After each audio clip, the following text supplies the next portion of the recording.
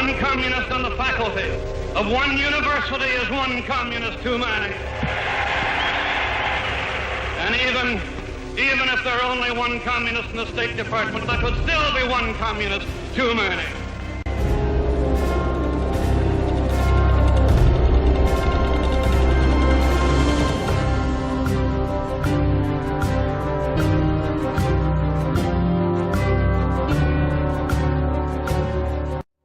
You are, of course, one of the most controversial figures we've had in the Senate in a long time.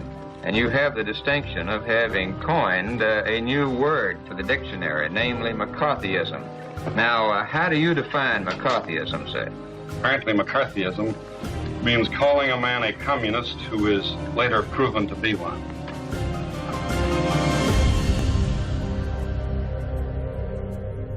Well, I remember the McCarthy period when I was in college. That's when it started, and the McCarthyism was so powerful, and it affected everything because the Korean War was going on. And in 1952, McCarthy was the dominant figure in American life. He was the most powerful person in American public life.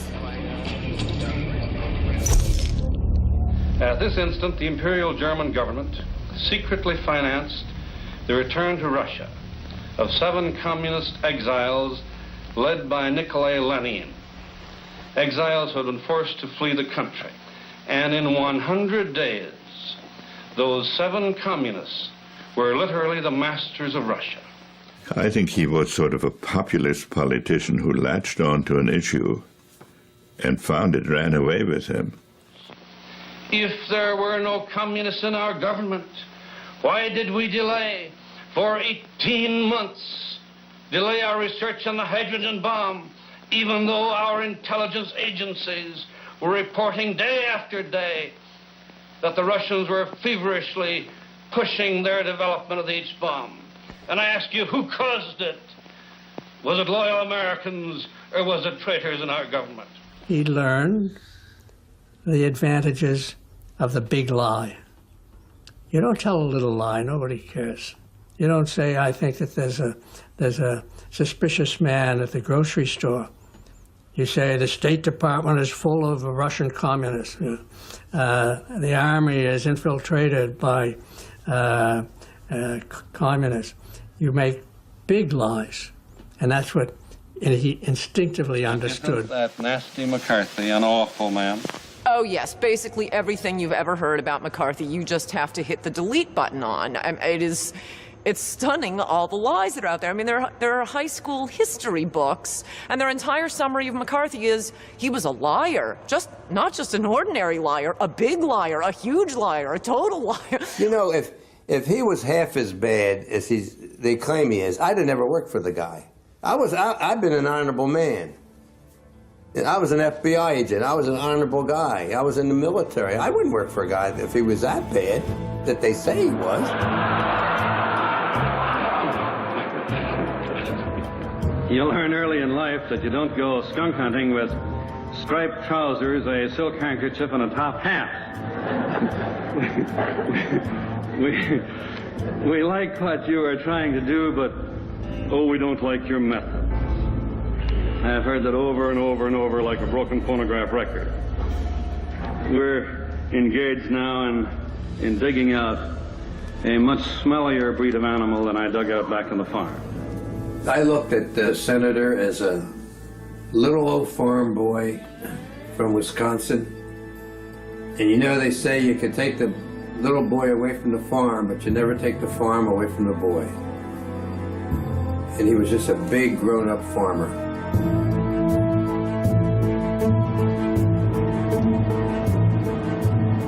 Oh, Appleton, boy, where do you start? I'm a hometown boy. I married a hometown girl and stayed home, and this is a wonderful community to raise a family, make a living, religious community, very ground Midwest values. It was like Pleasantville. It was homogeneous. There were no blacks. There was this unwritten law that they couldn't stay in town. You know, it was a great place if you happened to be white and you know, of middle class. But if you weren't that, it wasn't the place for you. McCarthy was a farm boy. The farm buildings are still there west of Appleton. one of several children born to a perfectly average, normal Catholic parents. I interviewed a brother, and the brother, who looked just like him, was perfectly normal and had spent his life as a manual laborer up in the area. And Joe might have too, except that Joe was really smart and aggressive and outgoing and good-looking and ambitious.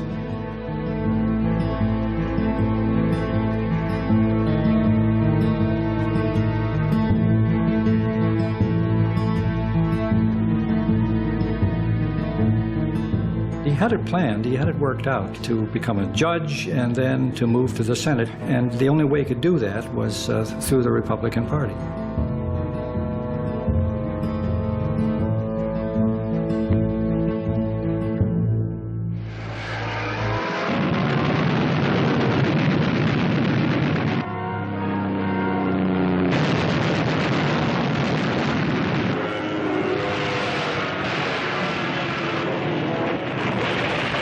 I was a combat correspondent with the Marine Corps, and I'd been a newspaperman before the war. And he said, hey, Penn, do you think that you could dream up some kind of a story when the war is over and I go into politics? And I said, Joe, there's an old rule in the newspaper business. You can't write a story about it if you don't do something. Now, you're sitting around here and you're a nice fellow, but you're not doing anything. And he came back to me a few days later, and I've been talking to my squadron leader, and he said that it would be okay for me to ride the rear seat in the dive bombers and to make some direct observations as an intelligence officer. I promised not to even try to shoot the gun so I don't shoot the tails off the plane. And I said, well, that sounds promising. Why don't you do it? McCarthy, being a farmer, having been a young judge there, having been served in the military during World War II, he's in the Marine Corps. He falsified his record, but that's not the story entirely. But he did serve in the Pacific, so he came back as the war hero.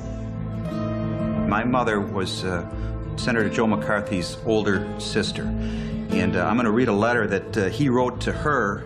It was dated May 8th, 1944. And he was stationed in the South Pacific at the time as a captain in the U.S. Marines. Dear Sis, Romy tells me that you have quit your job to devote full time to the campaign. This was his first campaign for the U.S. Senate. You are really a jewel, Sis. I know things look like hell, but if only we can get out the 800,000 letters, I shall win by a landslide. They can't possibly beat us, Sis. If everyone in the state gets a letter and a folder.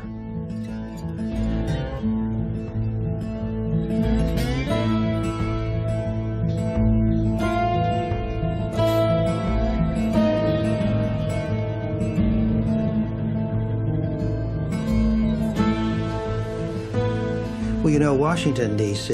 is really a cruel town. It really is a cruel town.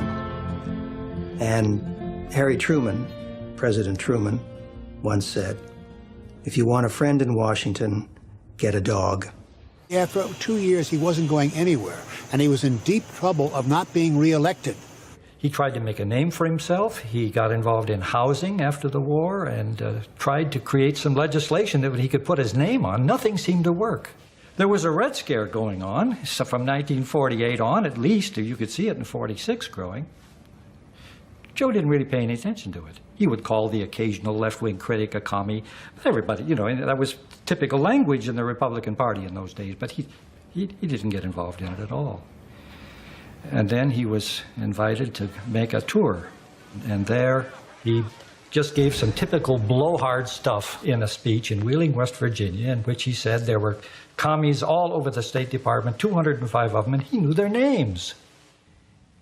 He didn't have any names. This was sheer nonsense. It was McCarthy's Irish bravado. During this speech, his exact words were, right at this moment, right this instant, our government is being infiltrated by communists. He repeated it the second time, and the audience were just amazed. I don't think any of us in Wheeling ever heard the word communist before.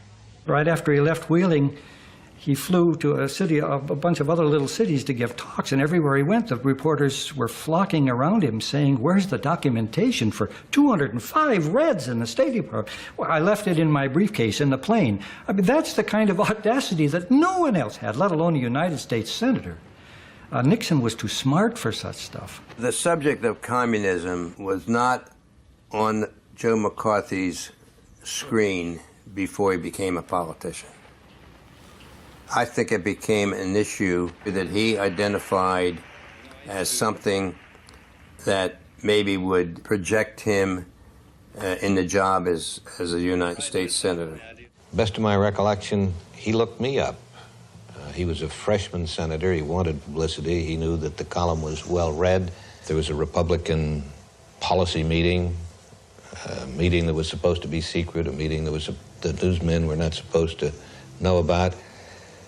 He'd put me on an extension, and he'd call Senator Robert Taft, the Republican leader, and senator to senator ask him what happened.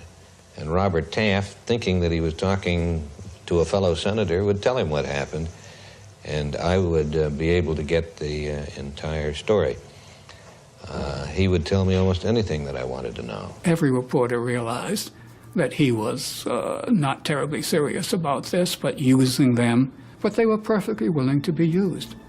It wasn't really motivated by a fear of communism, but by an attempt to use the fear and dislike of communism to destroy other people's civil liberties and to advance one's own career.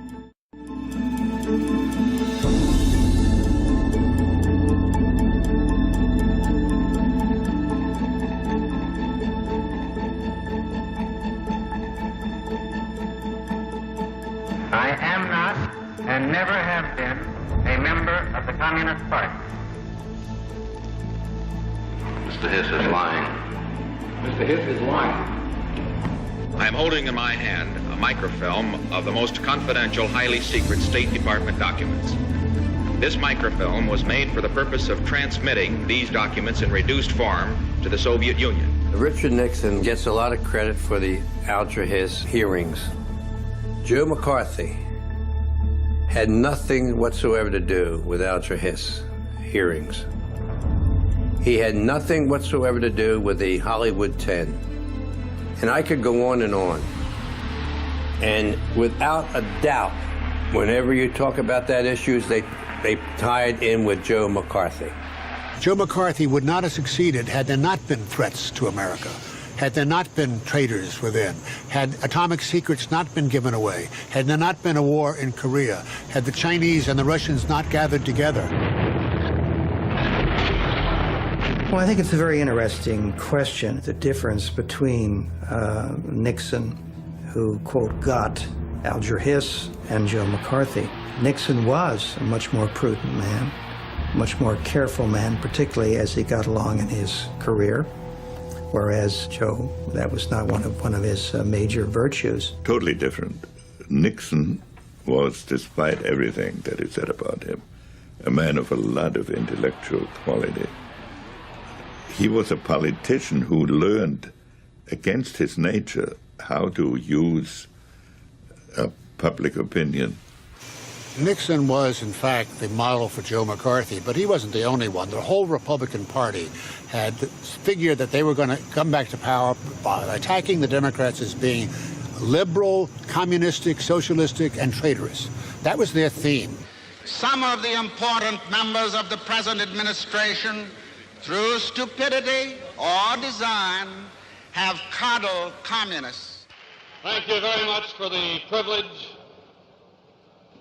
of discussing with you this afternoon the great overshadowing evil which is the issue of 1952. Shall America continue to squander her blood, waste her resources, and sacrifice her position of world leadership? Now, this is not a Republican issue. This is not a Democrat issue. This, my good friends, is an American issue.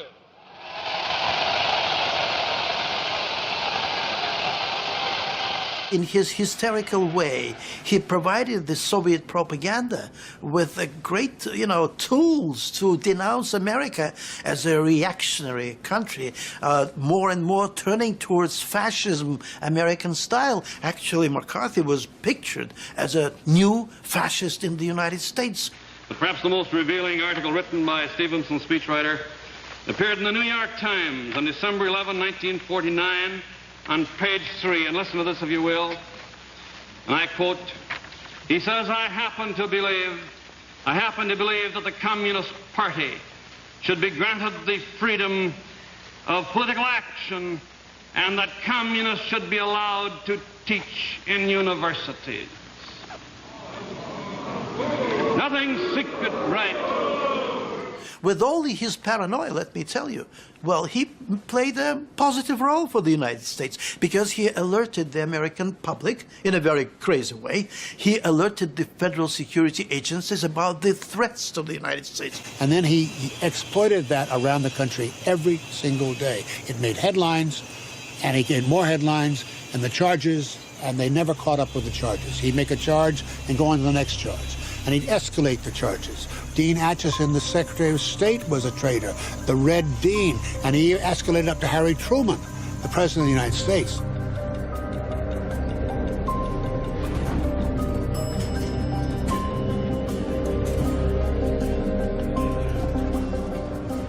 And that was the beginning of popular television. We knew that at 11:15, the man that McCarthy was going to crucify was the victim of the day, because that would be in time for the film to be developed, flown to the headquarters of the networks, and be on the noon news. We were reacting to whatever he said, and there was not a lot of investigation writing. It was just, he got the attention. That was it.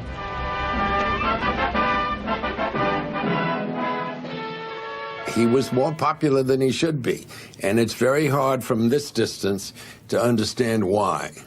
I mean, I find it, as I talk to you now, it doesn't make any sense. I mean, he was a little jerk. He had accomplished his goal. It took him 3 years, but he did it. He immunized the middle class. He exposed the Democratic Party. He exposed a lot of these loyalty boards in the government and made it embarrassing for this sort of nonsense to keep going on. So, okay, they destroyed him. They spent the next 50 years building up a myth about the man, but he had done it. He saved America, and it was only another 20 years or so before Ronald Reagan came in and saved the world.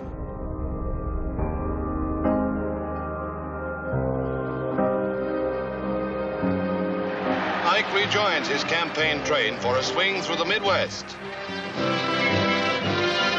It's obvious what Mamie thinks of Ike's whistle-stop manner, and the Wisconsin crowd seem to enjoy it, too. During the campaign in 1952, Eisenhower would not even accept McCarthy's support, although McCarthy did support him. And there was a complete personal dislike for each other. I spent about half an hour with the general last night.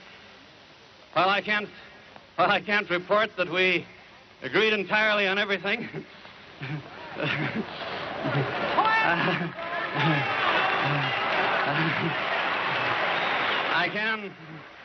I can report that when I left that meeting with the general, I had the same feeling as when I went in, and that is that he's a great American, will make a great president, an outstanding president.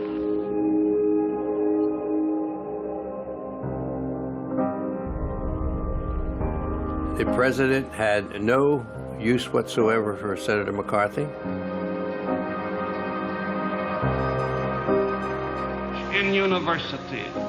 They differed on political issues as well as other issues. Eisenhower did not take any leadership role to moderate the situation. I don't think the senator ever realized, nor would he have accepted any criticism that he was overstepping his responsibility. Are you a member of the Communist conspiracy as of this moment? Are you a member of the Communist Party as of today? Were you then a member of the Communist Party? McCarthy was not after spies. We have an FBI, we have other institutions to go after spies. You don't catch spies by calling and say, hey man, are you a spy? Please tell me. What he did was he picked on minor people and foolishly in many cases, and ruined some people's lives. That's correct. You wrote a book in 32, is that correct? Yes, I wrote a book. Mr. Chairman, this was 1932. Yeah, I know that's 1932. Do you know that they since have been listed as a front for and doing the work of the Communist Party? At the time I wrote the book, the atmosphere in the universities of the United States was greatly affected by the Great Depression then in existence. Wait, I'm going to ask you this question again. I resent the tone of this inquiry very much, Mr. Chairman, because it is my neck, my public neck, that you are very skillfully trying to wring. There was a great deal of incompetence on the committee. The file system was in somewhat of a disarray, and several of the investigators had no experience whatsoever. When I was on trial, I remember bumping into him in the courtroom corridor. He threw his arm around me and said, "Hello, Leo."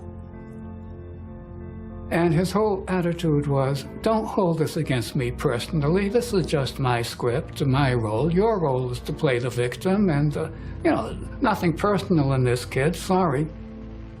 He had a certain amount of charm and warmth. He was not a total monster. He was a kind man. He liked other people all the time. He liked to be around people. But he had a passion for drilling or questioning an individual, and the harder the questioning became, the tougher he got. On many, many, many occasions, unfortunately. I came to Harvard as an undergraduate in 1944, during World War II. I was quite young, I was 16. And I met a number of other undergraduates who were involved in political activities. I didn't realize that it was the Communist Party at that point. We would read and discuss Karl Marx and Engels, and occasionally go pass out leaflets in front of a factory gate or something like that. Nothing that really changed the world, I'm afraid. And no, we did not give the atom bomb to the Soviet Union. McCarthy, at the end of the hearing, must have said things like, I had been one of the most important people in the Communist Party, and I didn't deserve citizenship, and our boys were being slaughtered in Korea because of traitors like me.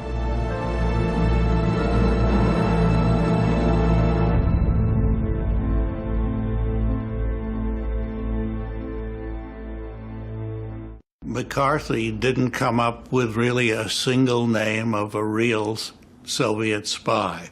Were there Soviet spies? Yes, many. We now have their real names, and we have it straight from the KGB archives. He was a deterrent in the fight against communism. He was not a helper toward defeating communism, because he had this sideshow that was eventually, a bitter joke. I do think the committee should go to executive session and read this FBI report. You'll find, Mr. Chairman, that it states that an individual at the Signal Corps laboratory was in close touch with a Russian spy. Prior to me going with the committee, the senator was in controversy with the CIA. And just days before I went there, he had asked for the subpoena of an official of CIA. And Allen Dulles refused. The CIA as an institution came to abhor McCarthy because he accused the CIA of being subversive, which was insane.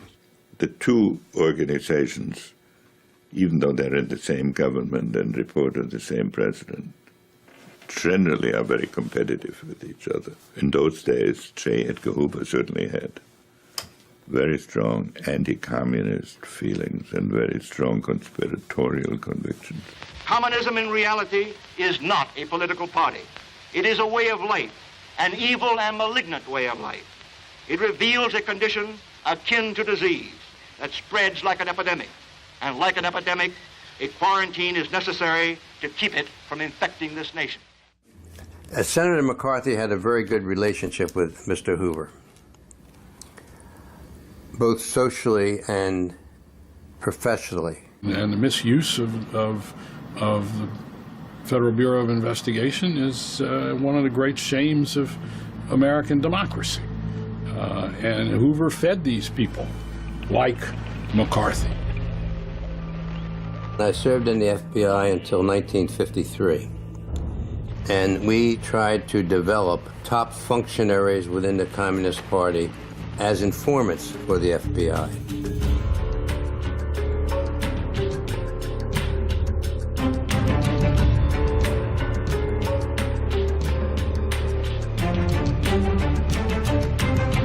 If you're old enough to remember Senator Joseph McCarthy, then you're surely old enough to remember Roy Cohn, then the 26-year-old chief counsel to the Wisconsin senator, who held hearings, some called them witch hunts, aimed, he said, at ridding the U.S. government of communists. Roy Cohn, he was super smart and super manipulative and super out for himself. I think that Senator McCarthy was, in many ways, dependent on Roy because he did not have the sources of information that Roy had, and also that kind of taking the leadership role, if you will, of what we would investigate and how we would investigate. Roy was the man behind the throne, so to speak. Cohn was always there, like his detachable brain. You know. When and where were you born? I was born in New York City in 1927. You're 26 years old That's now? right. The charge of youth is justified. Well, I plead guilty to that. I will say this, though, in mitigation of punishment, number one, I don't think it's my fault, and number two, since the charge has been made, I've been trying to figure out what I can do about it, and I haven't come up with an answer yet. And one of my favorite recollections of Roy Cohn is that we were in the cub room of the Store Club, which is a very famous inn place, a social place for the glitterati of New York City. And Roy looked up and said, "I'd like an iced tea." Now, I have never seen 4 waiters make 1 glass of tea in my life.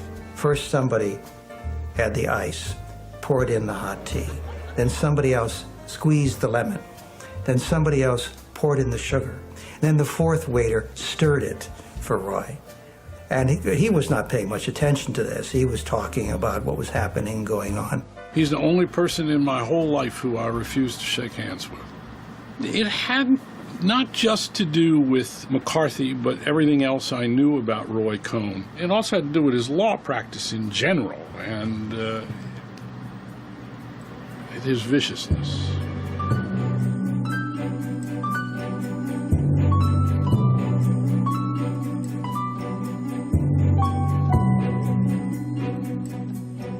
I met Jean certainly before they were married. I don't know what Jean ever did for the committee. That was before I went to the committee. But she had a tremendous impact on the senator. She was a very brilliant lady in her own right. She attacked me. I know what you want. You want to get something on Joe, and you make up anything. You make up any lie you can think of and things like that. And she was very tough and very defensive. She was almost as bad as he was, except she wasn't as bombastic.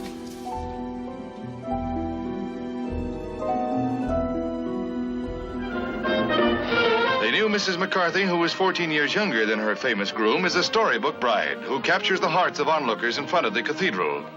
Then on to the reception where Joe and Jean do the honors with a king-sized wedding cake. Best wishes to bride and groom.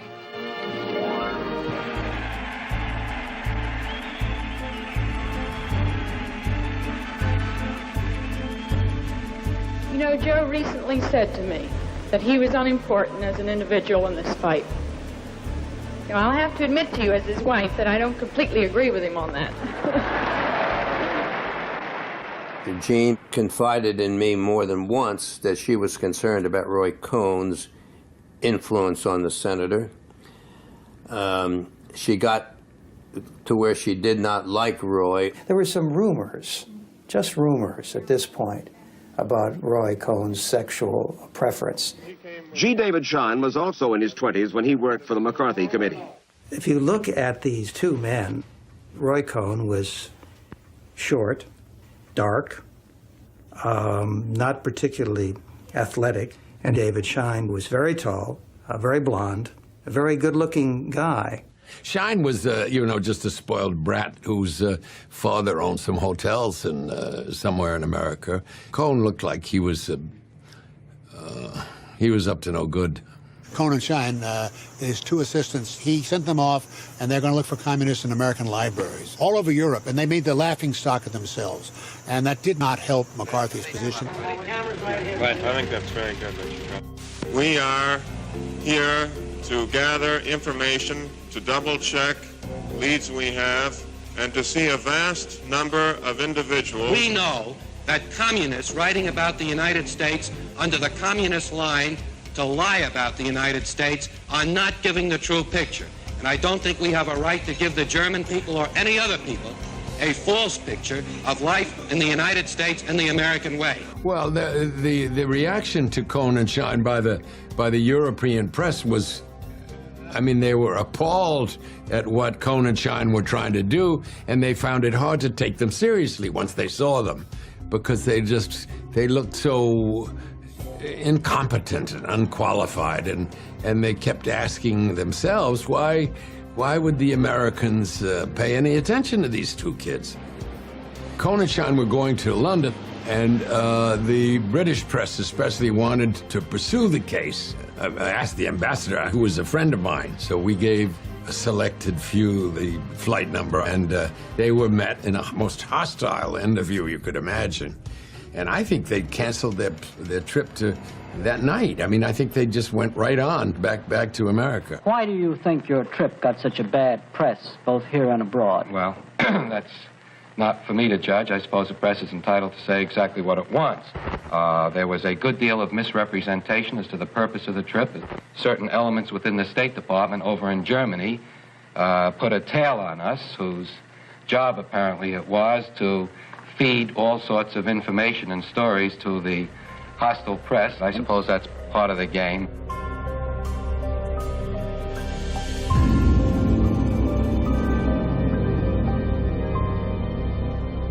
The McCarthyism, it was a very important thing in our country at that time. I did not think that the individual was particularly important.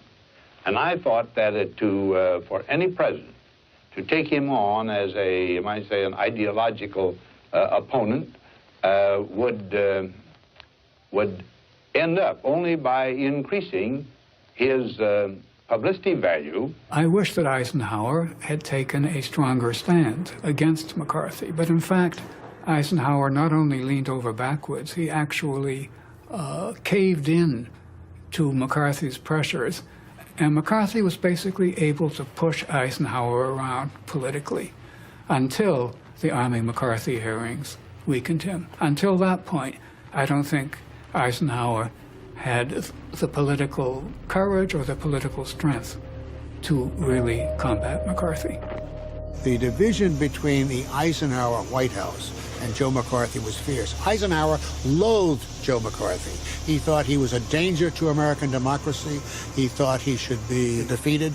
He wouldn't do it because he said, I'm not going to get down in the gutter with that guy. Nixon's role in all of this was that once the Republicans got elected, it was his job to call McCarthy off. And he tried, and it didn't work. McCarthy had to be controlled. Alcohol is an important part of all this, too. In addition to the 800 million in communist chains in Europe and Asia, the communists have gained a potential military base here in our half of the world, in Guatemala.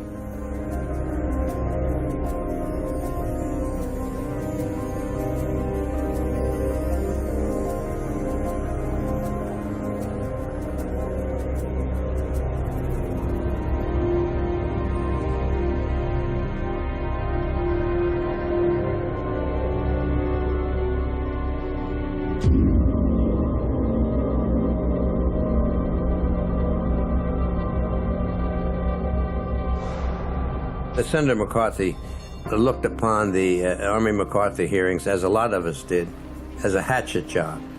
Was initiated by a famous meeting that was conducted in the office of the Attorney General of the United States, I believe on January the 21st of 1954. On that day, a conspiracy was started to get Senator McCarthy.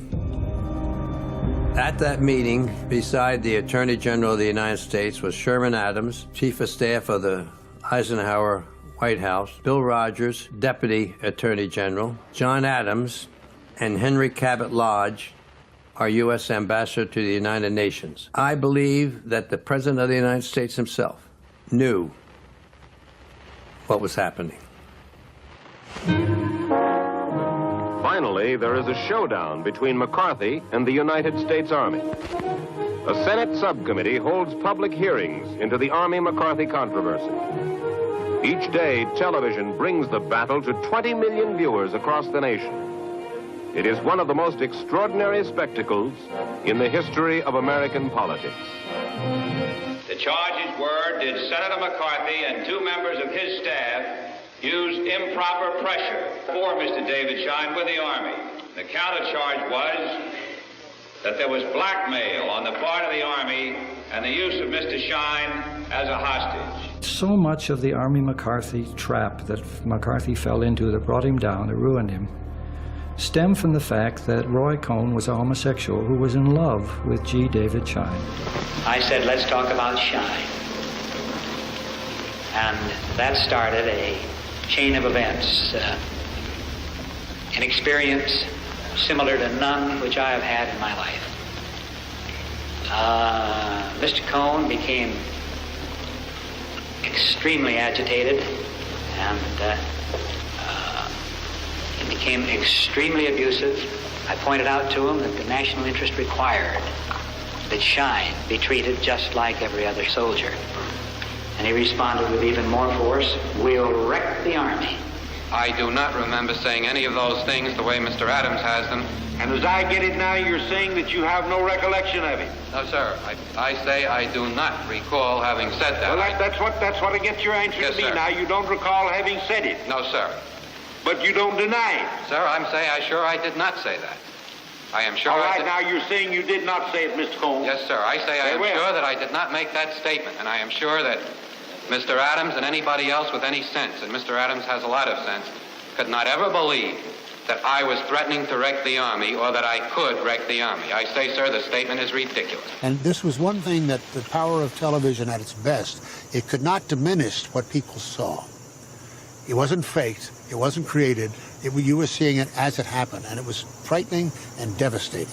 Mr. Cohn, what is the exact number of communists or subversives that are loose today in these defense plans?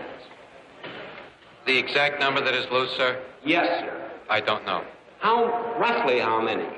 I can only tell you, sir, what we know about. Well, that's 130, is that right?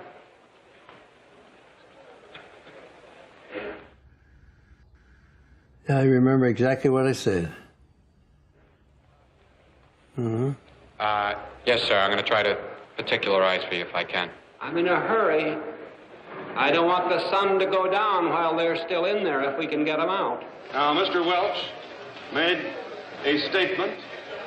I raised a point of order that it was not a proper point of order. I don't think that he recognized when things were turning against him. He kept on rambling on and on about point of order, and so on.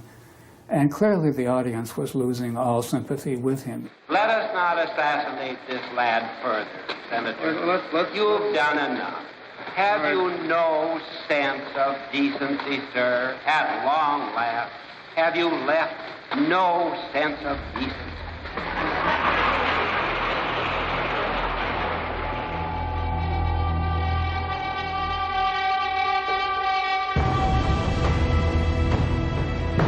He is censured on December 2nd, 1954, by the United States Senate. People are turning their backs on him. The reporters are laughing at him. He's invited no place He gives a talk at Boscobel and nobody comes. Oh, we were all delighted at his downfall. We were rubbing our hands to you know, how does America get rid of somebody like that? The Senate committee considering charges against Senator McCarthy ends almost a month's proceedings in Washington, finding their fellow senator acted in a manner they call contemptuous and reprehensible. Senator Watkins of Utah headed the committee, which heard so much testimony it takes this cart to carry it. I feel no different tonight than I did last night. I am very happy to have this circus ended so that we can get back to the work of digging out communism, corruption, treason in government. That job will start officially Monday morning after 10 months of forced inaction. He crumbled at the end of his life, you know. He just sort of lost all confidence. It's like the wind went out of his sails, and that everything that had propelled him sort of disappeared. And he was a kind of a wreck. Cardinal Spellman, who was a friend, helped him and Jean adopt a child in the last months of his life, and they thought if he had somebody like a child to live for, he could control it, and it didn't work. At one point in the Senate cloakroom, he came in, and there were some senators sitting there drinking, and he pulled out a glass and a big bottle, and he said, "The physicians tell me that if I take another drop, I'll die." And he filled up the glass and drank it down and left the room. Joe McCarthy committed suicide. The phone rang, and we had just like started dinner. I'm not even sure what exact time he died, but someone called, and the phone was in the other room. We were in the kitchen, and my mother said, "Oh no," in disbelief. You know, when a politician dies, his 99% of his colleagues attend, but nobody cries. And most of them forget right away. That's politics. Well, you can say that's the fate of populists. They die by they live by populism and die by populism. At the time, I was surprised that it happened so quickly. I have to make a confession. It's not a very nice thing, hearing that Senator McCarthy had died. It's a nasty thing to say, but I think I felt about time.